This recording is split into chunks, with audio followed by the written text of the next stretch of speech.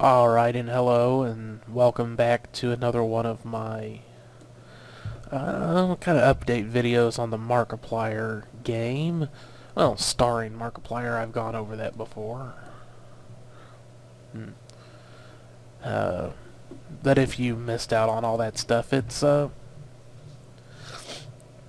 don't really do the standard, if you want to call it that, way of doing a fan game. It's more that I make a game and then have it star, a YouTuber.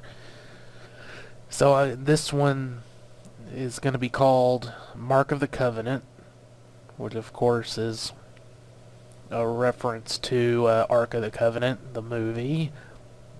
Just as my last game like this, Jack to the Future, was a reference to Back to the Future. Of course, it's going to play more into the story in this case, directly.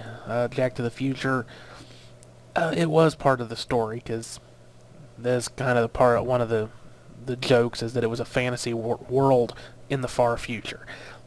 You know, a fantasy realm of the far-flung future, I believe was my tagline for it.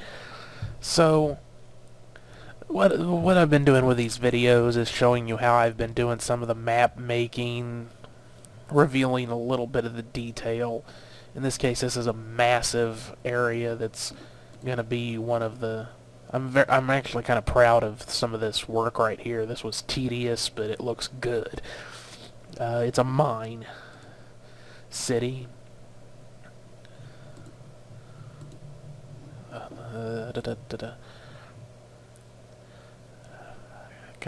I like some of the work I've done on this one.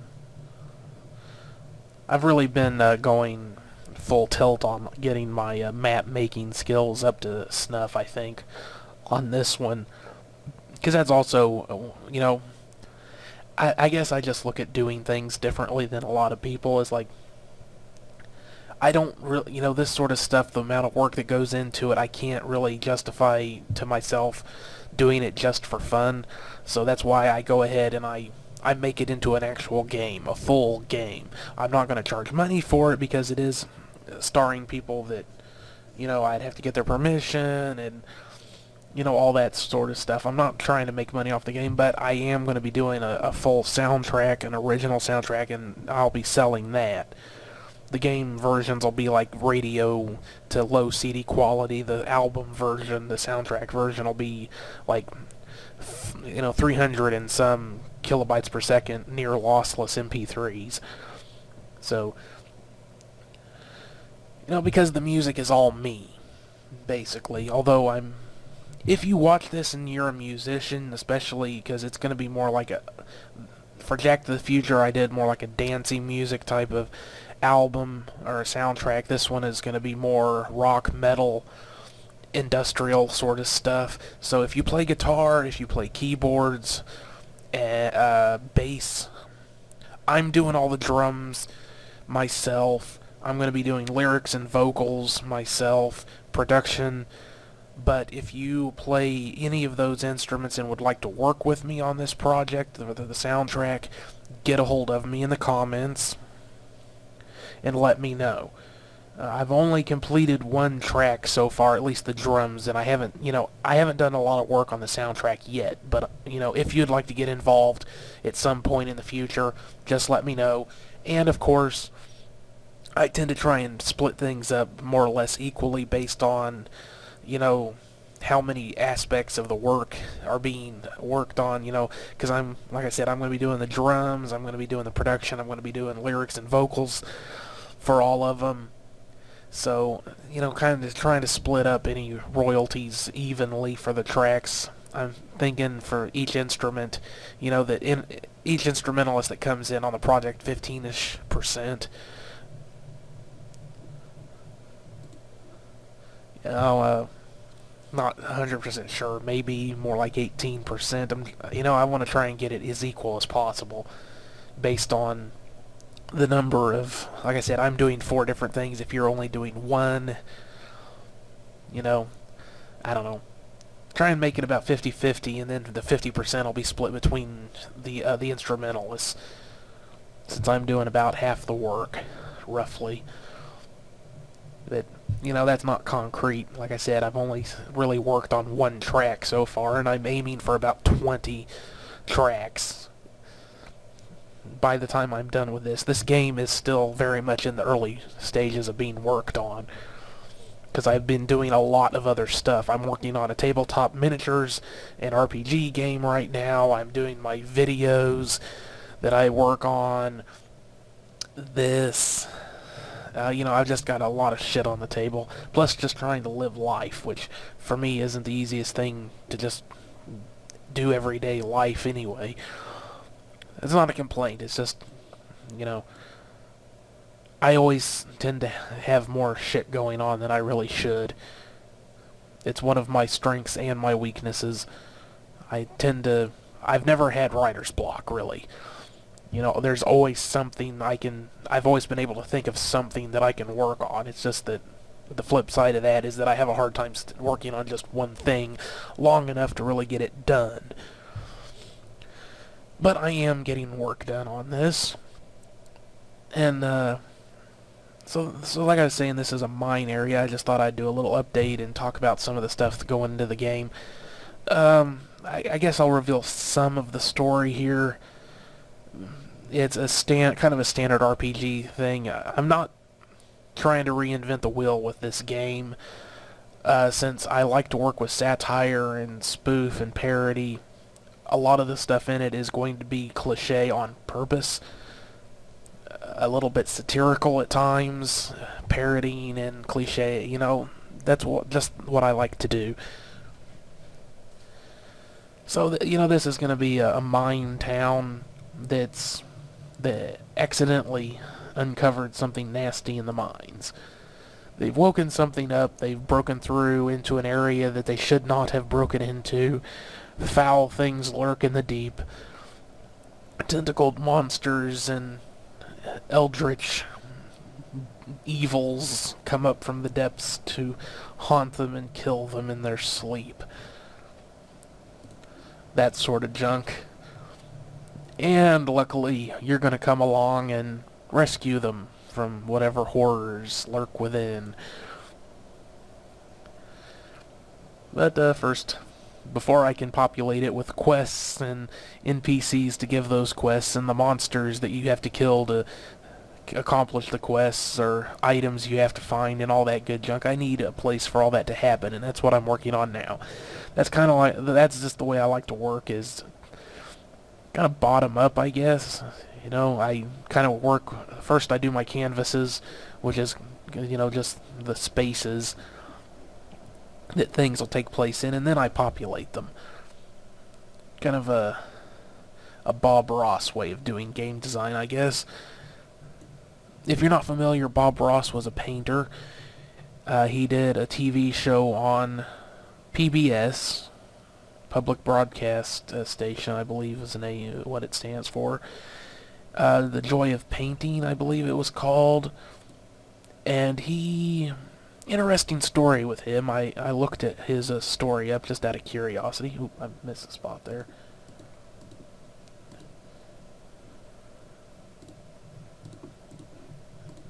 There we go. Save that right quick. Guess I can look through this and make sure I didn't miss any more. So he was actually in the military, oddly enough, as a drill sergeant. If you've ever actually seen any of his painting videos, you'll go, no way. But that's actually why he, you know, because he's very soft-spoken in his videos. People have said that they love putting his stuff on when they're trying to go to sleep because he's just so soothing to listen to. But that was actually intentional. I guess when he had such a horrible time being a drill sergeant in the military that he decided he was never going to raise his voice to people ever again after getting out of the military, and so just became a very soft-spoken, gentle individual because he just hated doing that so much. But anyway, when he was in the military, he started painting as a way to make money on the side to try and get himself out of the military. Because as I said, he really did not enjoy being a drill sergeant at all. It just did not come naturally to him. And he developed a style of painting that allowed him to produce a lot of paintings quickly. So he could sell them and make money, and he managed to turn that into a little empire, and did quite well for himself. Unfortunately, he died quite young. But the point of all this is that his style was very much, he would start with the background and then work forward. And he could do an entire painting in the space of an episode. Go check it out, Bob Ross painting, and you can see what I'm talking about. But I love his way of doing things. It's very much the way I like to do even my music and my games design stuff, is that I just kind of start with something and then build up on it and see where it goes. That's kind of, I'm not sure if that's just something I picked up from him when I was a kid and would watch his show, or if that's just that we both have, I have this kind of the same artistic, how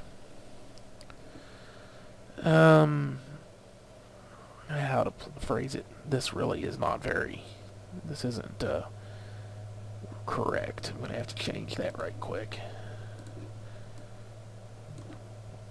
So let's see.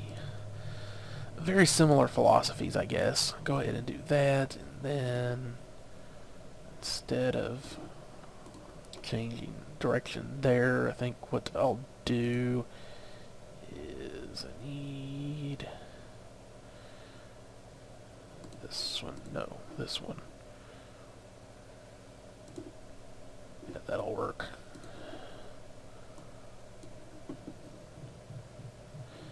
No, because then it's going to run into the same problem. Wait. Oh, that should be right. Yep, there we go. Save that right quick. Little quick fix there to make that join up properly. So, yeah, anyway, I was just saying about him, I don't know whether that's something I picked up from him or just that we have a similar artistic way of doing things, of kind of the top-down way of doing stuff, or bottom-up, however you want to. In his case, it was background to foreground, because that's how he would do his paintings. Was he started off in the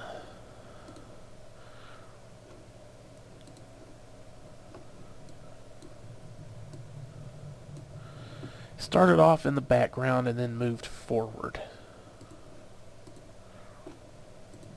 There we go. That looks a little bit nicer. So I kind of do the same thing with music. I kind of just dig in and see where things take me. And with making the games, I like to start with the maps and then populate them. So this is kind of like the background, and then populating it is moving into the foreground. So that's really what kind of what this video is all about. And even when I'm doing my design here, I started off with just a blank canvas, essentially, with nothing but the floor. And then I put in all of these walls and twists and turns. This is a pretty large area.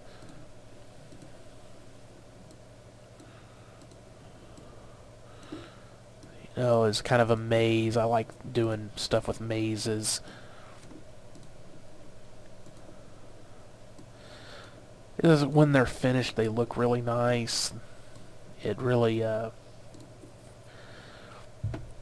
gives you a lot to work with. You can put in lots of corners and make things dark and sinister and creepy. You can just kind of, as you can see, I'm not doing any, I'm not like being picky about this. I'm just kind of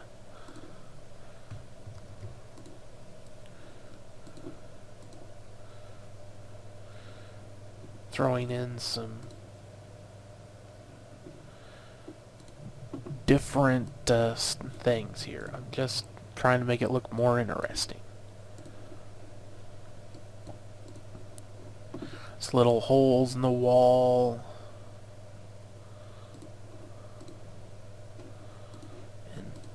And little rocks and things here. I'm even starting to sound like Ross now that I'm talking about doing this stuff. Again, it's just, that's all this is. It's just kind of going through and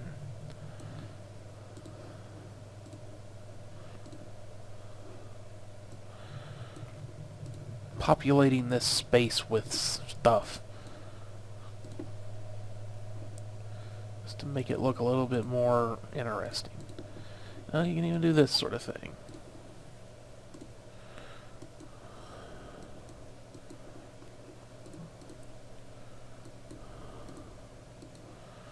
That's a little bit better.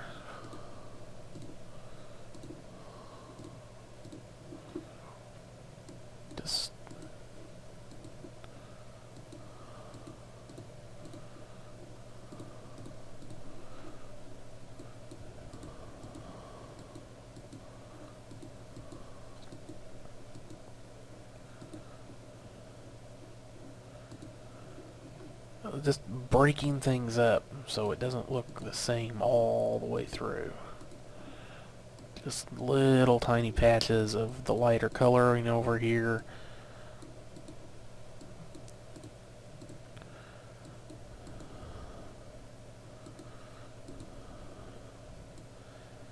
Get a little less uniform, more modeled look to the place, so the ground looks a little bit less artificial.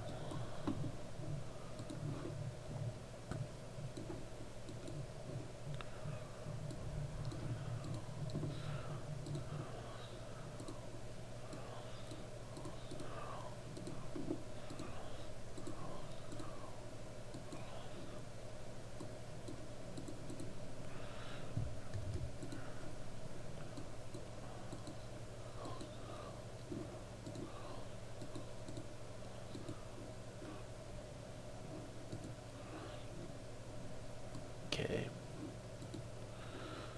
So we've done some of that work. And, you know, like I'm saying, I mean, there's no particular way you have to do this. A lot of it is just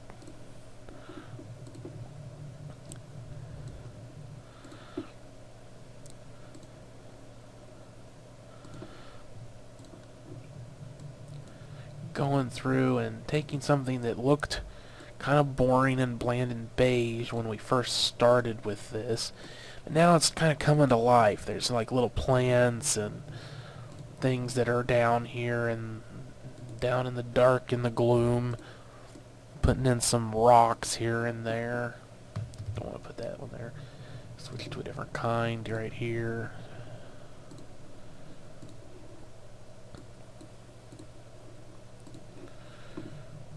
Go through and find something else. Say, put in some cobwebs and corners here and there. We don't want to overdo this because it's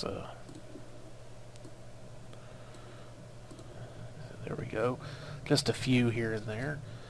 Again, go ahead and put in some other vine work here because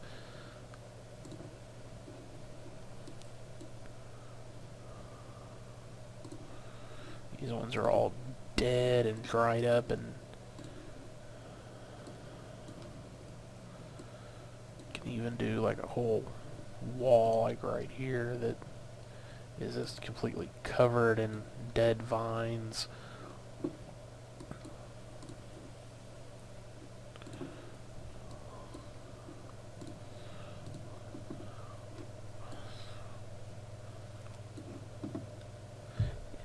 You see how to do this? I mean, it's not that hard when you really just kind of dig in and get going with it. Let's see, what are some other things we could stick in here? You got some other crystals and rocks and things over in this other selection of... That's more of a thing that should go on the ground. Yes. These little pebbles here. Just throw a few of these in here and there. Switch to a different one. Throw them in. Those kind of work right there. We don't want to accidentally block any spaces off. Some of this stuff we'll go ahead and change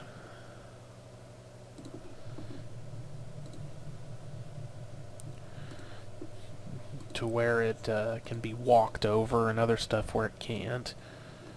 You never want to make it to where people can't get through accidentally. If you don't want them to get through because you don't want them to get through, then that you do it on purpose, but don't want to accidentally do things.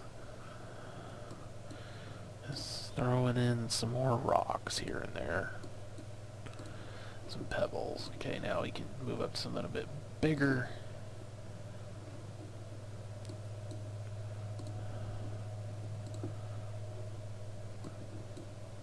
Throw a few of those in. Drop down something.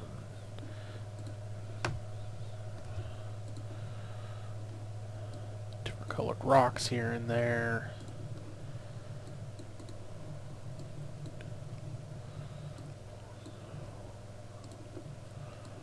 Make things just a little bit more tight and claustrophobic is really what I'm going for with this map. That's always something good to keep in mind is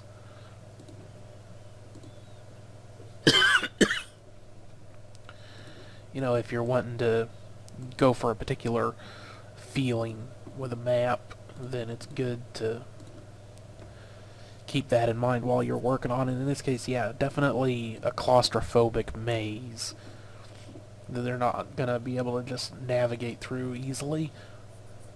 Go ahead and throw in something a little bit more exotic here and there.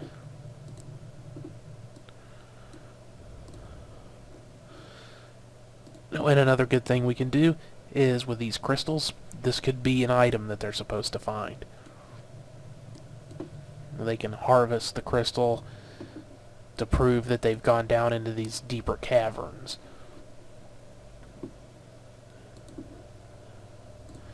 Or they can just harvest it to sell, because this game's going to have crafting, and it is one of the things I'm going to do away with, and this is, there's going to be, well, it's already been done with a game called Bard's Tale. They make a joke about, I think it's a wolf or something, having gold on it. So I was going to kind of borrow that a little bit. Or I might just ignore it altogether and just make it so where if it's not something that would actually have treasure, gold, something on it, then it won't, simply put. Go ahead and use some of the little bit pinkish one there, the more exotic one.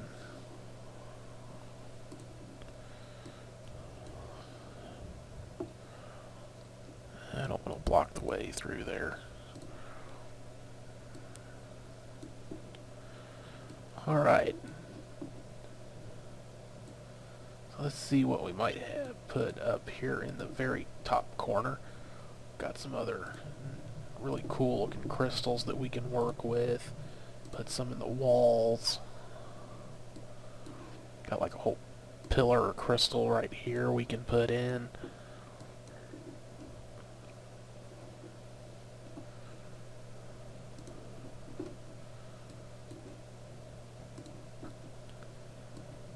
I don't really want to go overboard with all the crystals and stuff, but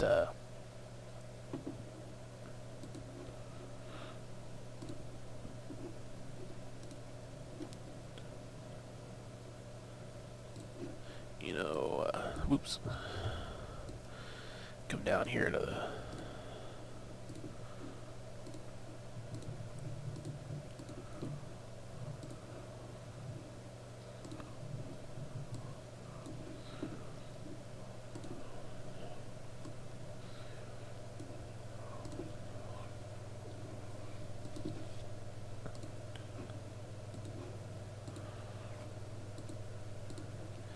Okay, that's because for this area, one of the first things I put in was this stuff here.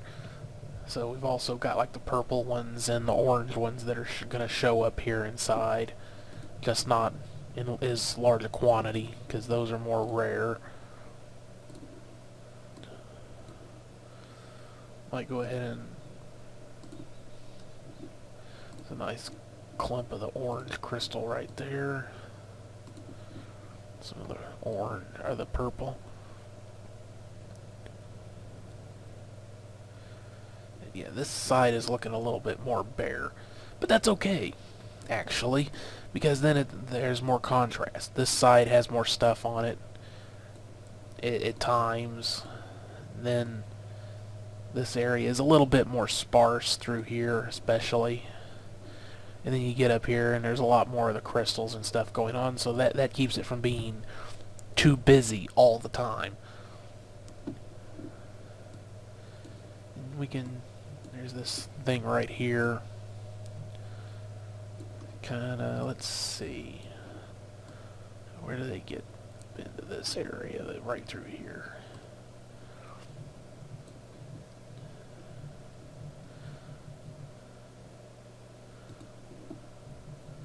That has no base on it.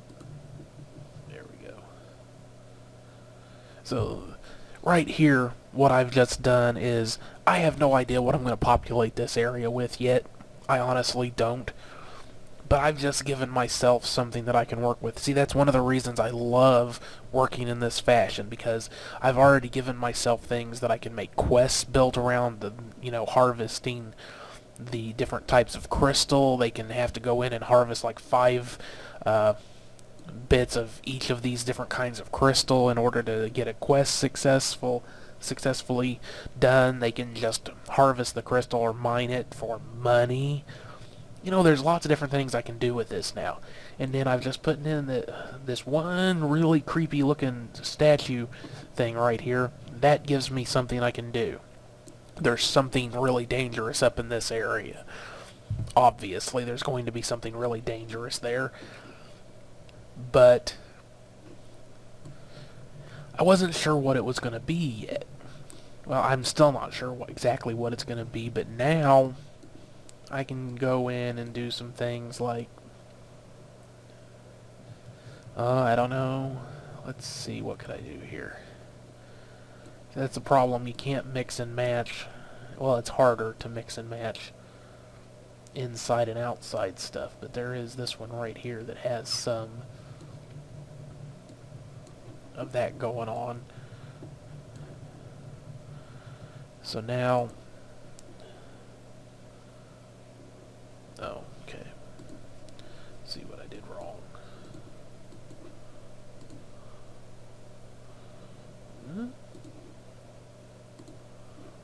Okay, what am I doing wrong here?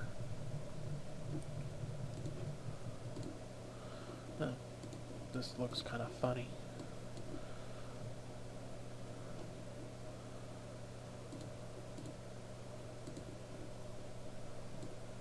I guess you put a couple of those together and you'll more accurately see what's going on. Take that out of there.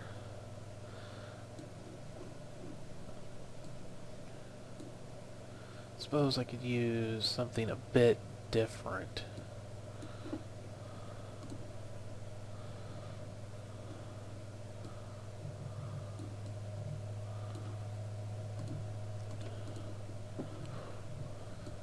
Again, just little hints that there's more going on here than just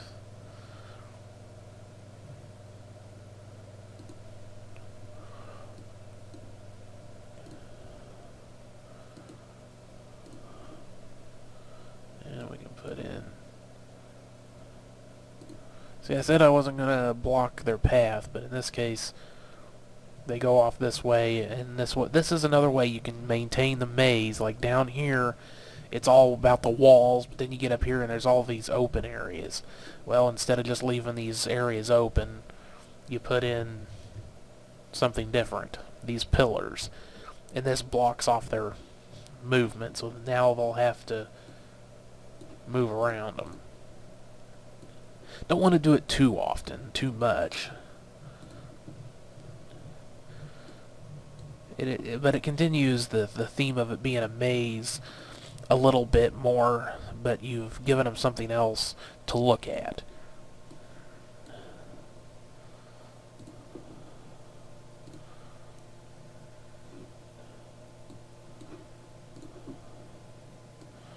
Oh, there we go. Go ahead and save this right quick. So see, now what could I do? What could we put in here? There's all sorts of different things that we could put in. Go ahead and see, you can go ahead and just right there throw in that, and then got this really weird looking statue right there.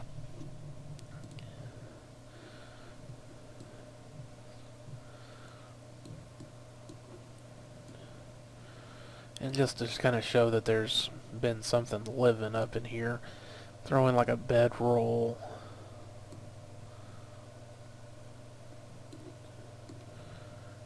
Maybe somewhere down over here. Like the bad guy will be, the big bad will be wandering around somewhere up here, but we can just throw in things like right over in here, put in a table and stool.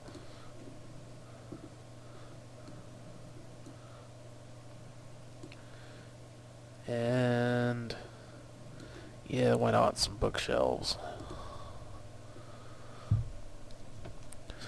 So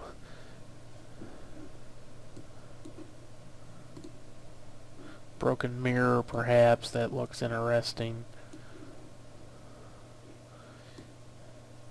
Maybe right down here, because I've already got something in mind now, just while I've been working on this. Put in a chair there.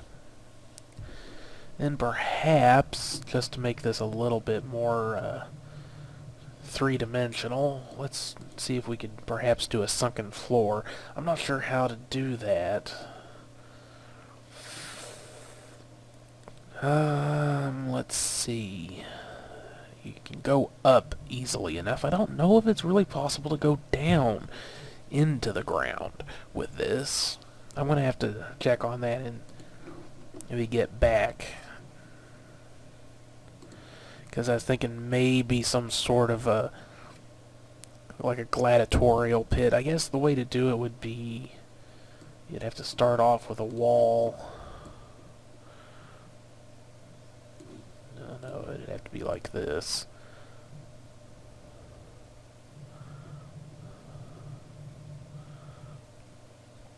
That would actually have to be the level that it's at. And then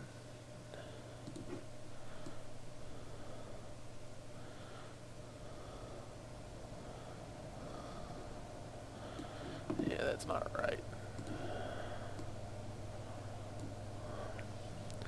I'm seeing if I can work this out. See, I'm not sure if it'd be possible to do this sort of thing.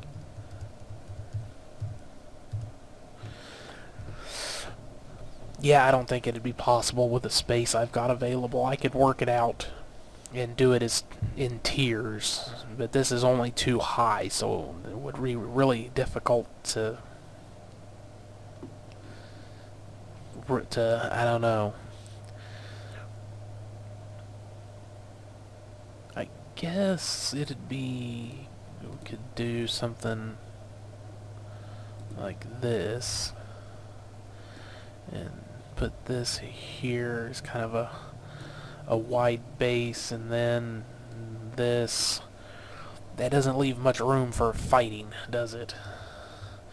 So maybe a little bit more of just a 3x3, a dais sort of thing. Yeah, that's still too big. Just a long one then.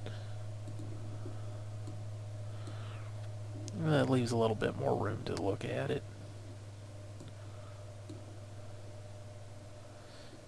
Just use some busted up steps right there. to get onto the dais. We'll have our evil overlord chair here.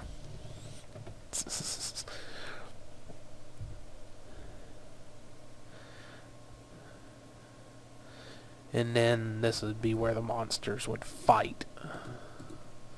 And have bones and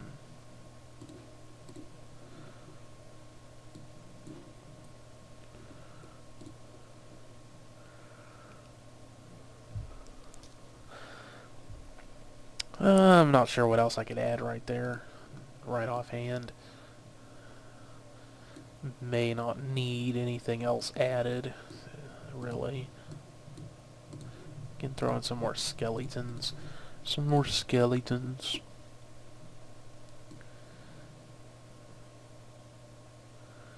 Let's see.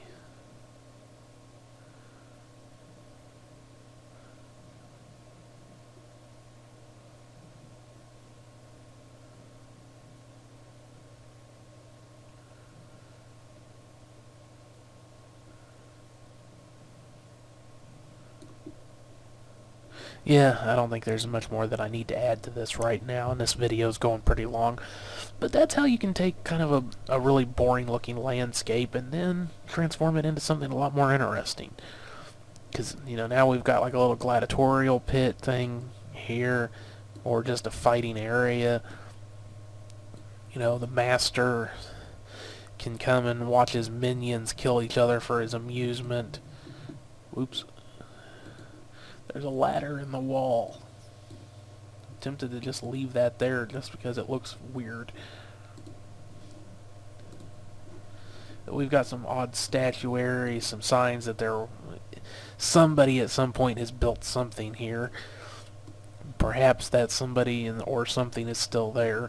Just got this one weird statue there for no particular reason, just to make you go whoa.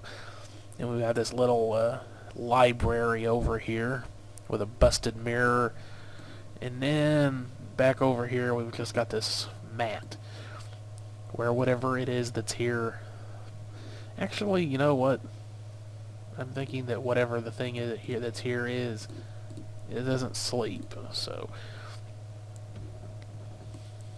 I'm thinking lich, however you want to pronounce it, like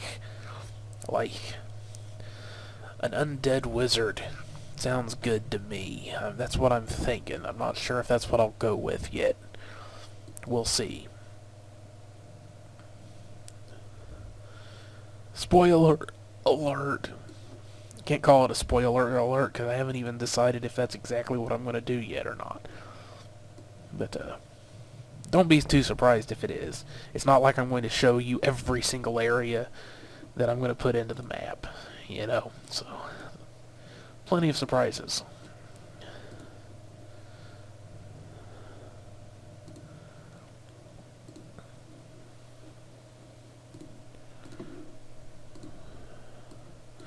Different colorations going on here.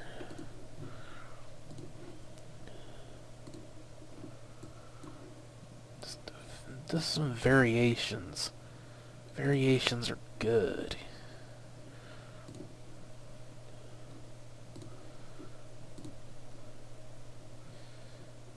Go ahead and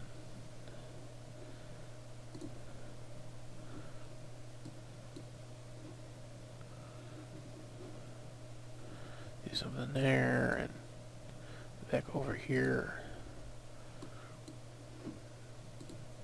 Alright, so we've really taken this one and populated it and made it a lot more interesting. Of course, later on I'll be putting in all the quests and monsters and stuff, which will add a lot more life to it.